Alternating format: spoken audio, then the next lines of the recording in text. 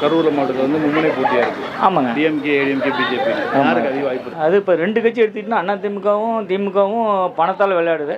இது மத்திய கவர்மெண்ட் வந்து மக்களுக்கு செஞ்சதை வச்சு அவங்க போராடிட்டு இருக்காங்க. மத்திய கவர்மெண்ட் வந்து மக்கள் செஞ்சுருக்காங்க. ஏன்னா அது பூரா தடுத்து நிறுத்துறது வந்து திராவிட அரசு. திமுக வந்து வர திட்டத்தை பூராவே மத்திய அரசு கொடுக்க திட்டத்தை பூரா நிறுத்திட்டாங்க.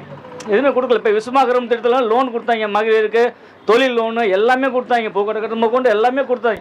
அதை பூராமே தடுத்து நிறுத்து வந்து இந்த விடிய அரசு, திமுக அரசு. இதை போய் என்ன சொல்கிறதுன்னு யார்கிட்ட போய் கேட்டால் என்ன பேச முடியும்? கொடுக்க வந்ததை தடுத்துட்டாங்க. ஆனால் மோடி வீடு கொடுத்தாரு, அதெல்லாம் நீட்டாக எல்லாம் கட்டிட்டு மக்கள் நல்லா தான் இருக்காங்க. அதையும் தடுத்து நிறுத்திட்டாங்க. மத்திய அரசு திட்டத்தை பூரா நிறுத்துறது இந்த விடிய அரசு. இது வந்து நாட்டுக்கு தேவையே இல்லை.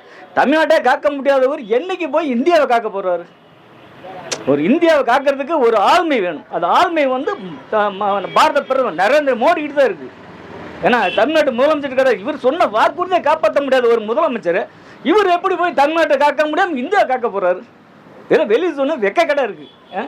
பொய்யா பேசிட்டு இருக்காரு. நாள் ஒரு மேனி பொழுது ஒரு வண்ணம், ஈட்டை மூடை பாஞ்சால் ஏற்றிக்க தன்னம்பிக்கையோட பேசிட்டு இருந்த வைக்கோ மானங்கட்ட போய் இன்னைக்கு திமுகவோட போய் கூட்டணி வச்சு போட்டு இலங்கை தமிழர்களை கொண்டு குமிஞ்ச ராஜபக்சே அதோட இருந்த காங்கிரஸோட கூட்டணி வச்சு போட்டு பயணம் கொண்டு திருச்சி நிற்க வச்சிருக்காப்புல. இதெல்லாம் வந்து ஒரு எப்படி வந்து ஏற்றுக்கிறது?